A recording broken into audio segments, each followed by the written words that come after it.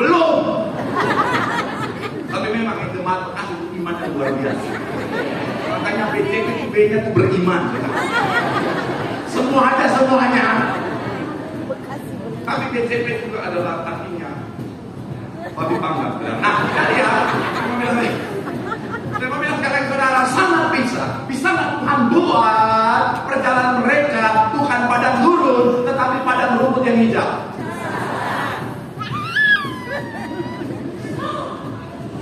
Sangat bisa. Tapi saya mau bilang saudara, ternyata Tuhan tidak berubah semua menjadi seperti apa yang kita pikirkan tadi, saudara. Kenapa? Karena saya mau bilang saudara, penyertaan Tuhan tidak membuat semuanya serba mudah. Tujuannya adalah apa? Bagian terakhir dikatakan apa? Untuk kebaikan. Sama-sama bilang sama saya, untuk kebaikan. Amin. Karena tidak ada pertumbuhan di dalam yang namanya zona nyaman. Orang dunia aja tahu, saudara, kalau semuanya serba nyaman, gak ada pertumbuhan di sana. Makanya Tuhan izinkan mereka datang mengalami yang namanya padang gurun. Mereka menghadapi yang namanya ular kalajengking. Supaya apa? Mereka melihat ada Tuhan di sana. Supaya bisa mereka melihat yang namanya Tuhan menyertai mereka. Dan akhirnya apa? Ada pertumbuhan iman di sana, saudara. Saya mau ajak saudara memahami begini, saudara. Ikut Tuhan bukan berarti tidak ada masalah tantangan. Ikut Tuhan bukan berarti tidak ada persoalan. Kenapa? Karena penyertaan Tuhan bukan soal semuanya serba mudah. Karena tidak ada hal yang baik dalam hati saudara. Tidak ada iman yang bertumbuh dalam kemudahan saudara. Tapi saya mau bilang saudara, kalau kita pahami ini, ketika saudara dan saya adalah masalah tentang persoalan kehidupan, kita nggak akan mungkin berpikir bahwa Tuhan tidak menyertai aku lagi. Karena kita tahu Tuhan menyertai aku, tapi bukan berarti perjalanan itu serba mudah. Karena kalau serba mudah, aku akan jadi anak Tuhan yang mental tempe, saudara. Jadi kalau hari saudara sebentar ada masalah tentang persoalan kehidupan, bukan karena Tuhan tidak menyertai. Kalau hari saudara sebentar mengalami masalah tantangan persoalan ekonomi yang mungkin lagi berat dalam kehidupanmu, bukan berarti Tuhan akan memelihara. Saya mau bilang saudara, Tuhan izinkan semua itu dalam penyertaannya untuk mendatangkan kebaikan.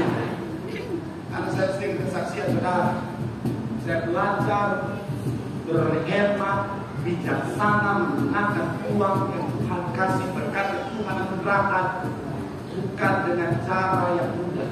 Tapi Tuhan izinkan saya dalam keadaan yang sangat berat, nangado ngepeng. Betul, itu benar-benar memang gak punya apa-apa. Tapi semuanya itu Tuhan izinkan. Apakah Tuhan tidak menyertai saya? Tuhan menyertai saya. Tapi dalam penyertaannya, Dia izinkan semuanya itu untuk mendatangkan kebaikan dalam kehidupan saya. Begitu pun dalam kehidupan saudara dan saya. Hari ini sekali lagi saya mau bilang saudara, Tuhan ada bersama dengan saudara. Mungkin hari ini perjalanan nggak mudah. Mungkin hari ini kesehatanmu, ekonomimu, rumah tanggamu, bisnismu mungkin sedang dalam keadaan tidak mudah. Tapi bukan berarti Tuhan tidak menyertai. Justru dalam penyertaannya Tuhan izinkan semuanya itu supaya kau jadi orang yang hebat, yang luar biasa untuk terima yang terbaik dari itu. Kamu akan yang paling bahagia buat Tuhan. Tidak salah kanan kirimu, penyertaan Tuhan tidak membuat semuanya mudah, tapi indah pada waktunya. Tepuk tangan sekali lagi yang paling bahagia buat Tuhan. Haleluya. Yang kedua benar, paradigma yang benar tentang yang namanya penyertaan dan pemeliharaan Tuhan. Yang kedua adalah penyertaan dan pemeliharaan Tuhan tidak membuat semuanya serba cepat. Sama-sama bilang sama saya, serba cepat. Penyertaan dan pemeliharaan Tuhan. Shalom. Udah sarapan?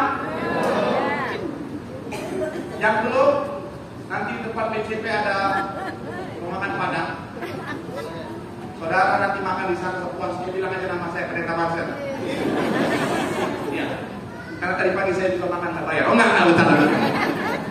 Dia penyertaan dan pemeliharaan Tuhan.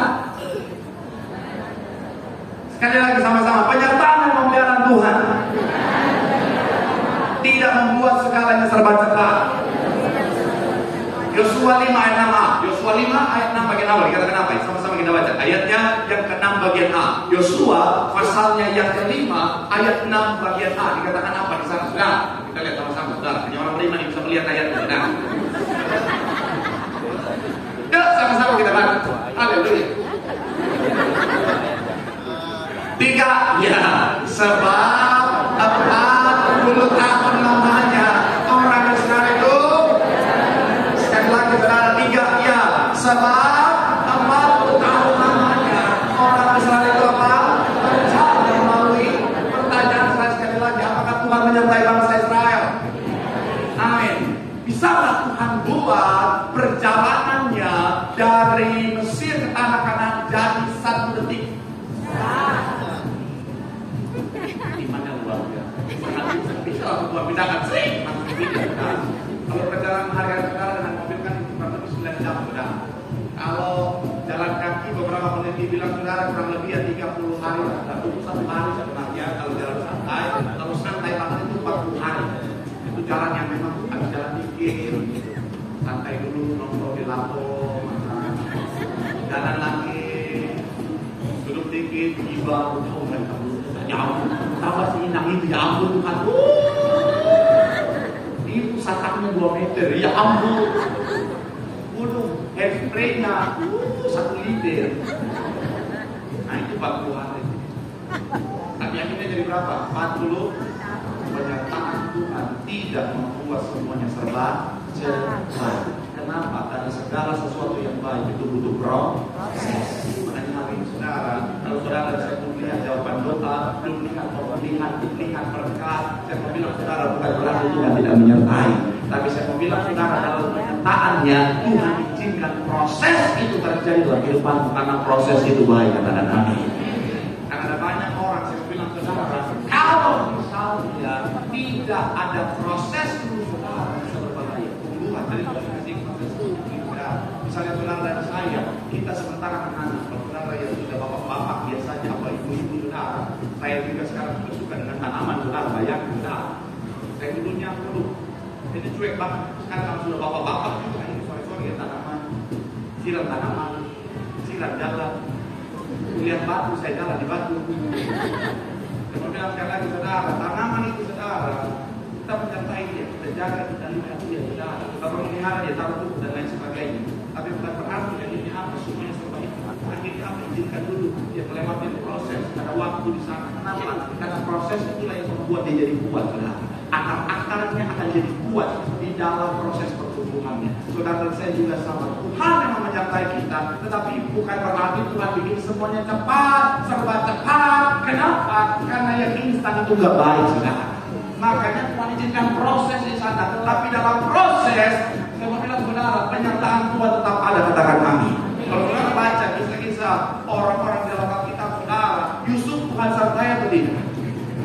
Yes, Tuhan menyertai Yusuf. Tetapi Yusuf diproses Tuhan dari jadi budak sampai akhirnya menjadi raja atau Perdana Menteri Mesir saudara, itu kurang lebih 13 tahun saudara. Bisa nggak langsung Tuhan ubah ketika dia nyampe dari budak besoknya langsung jadi Perdana Menteri? Sangat bisa, tapi Tuhan jadikan proses karena proses itu baik. Kalau saudara ingat Daud dan sudah diturapi itu sekitar umur 15 tahun. Daud sekarang akan jadi raja. Tetapi jadi raja pada saat Daud usia berapa tahun?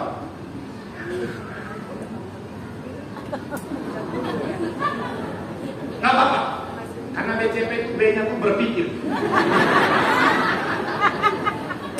Dan ketawa, jauh. Berapa tahun Daud jadi raja? Hah?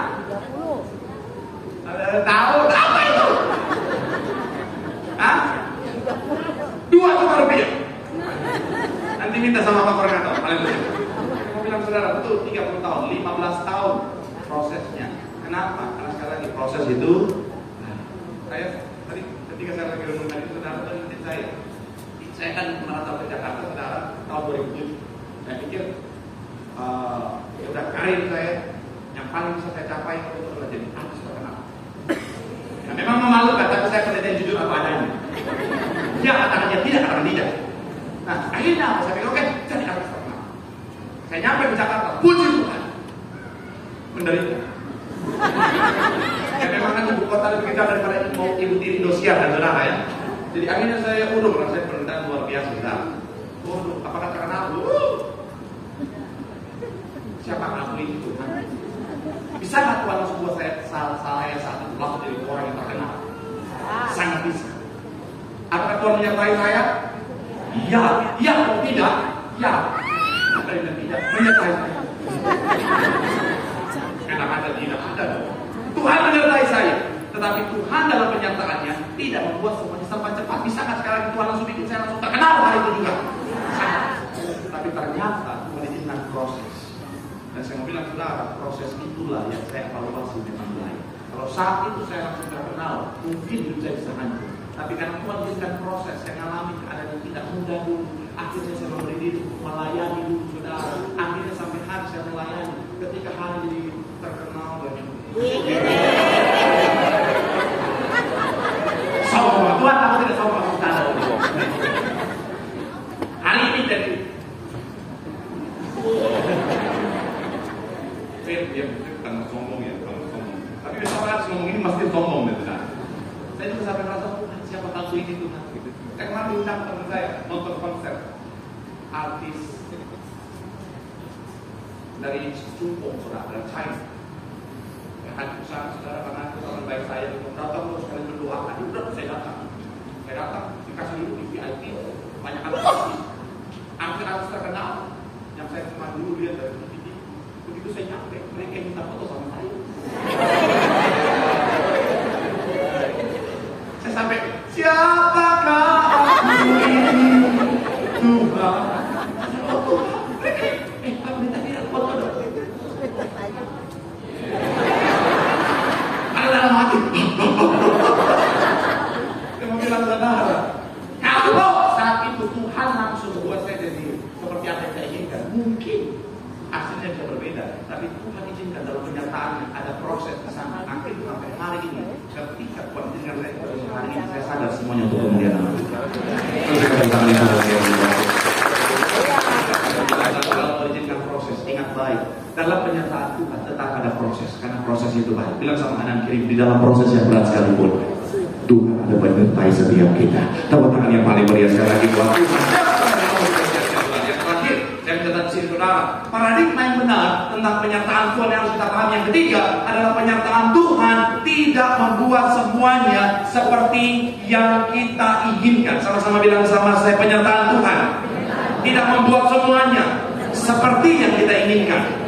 Kita lihat Keluaran 13, 21 sampai 22. Keluaran pasal yang ke-13 ayat 21 sampai ayatnya yang ke-22. Hal terpuji nama Tuhan. Yang sudah di sana boleh bilang haleluya. Sama-sama kita baca Alkitab kita saudara, ayat yang ke-21 sampai 22. 3 ya. Tuhan berjalan pada siang hari dan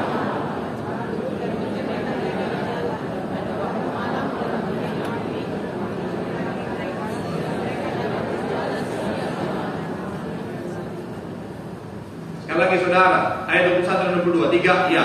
Tuhan pada siang hari dalam tiang awan untuk apa? Menuntun. Sama-sama bilang sama saya, menuntun mereka di jalan, dan pada waktu malam untuk menerangi mereka sehingga mereka apa? Ayat 22 dikatakan apa?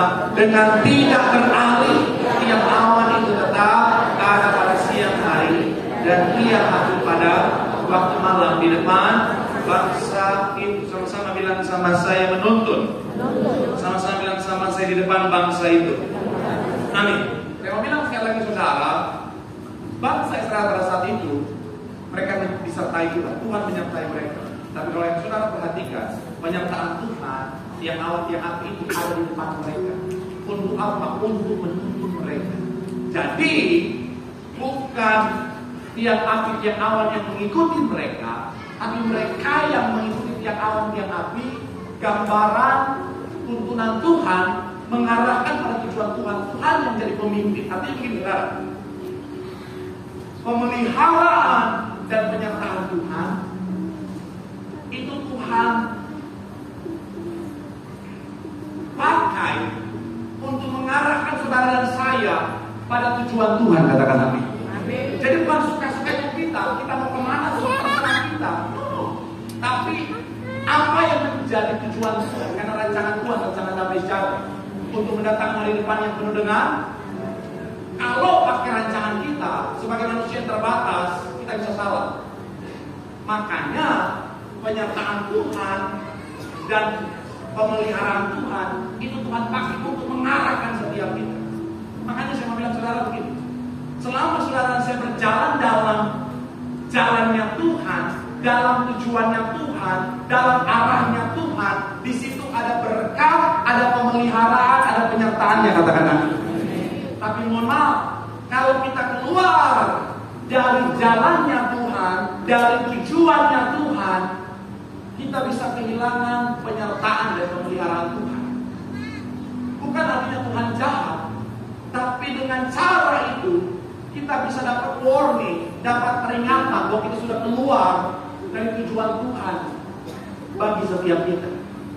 Jadi kalau hari ini saudara dan saya sepertinya tidak melihat pemeliharaan Tuhan, sepertinya tidak melihat yang namanya penyertaan Tuhan, coba evaluasi langkah kita.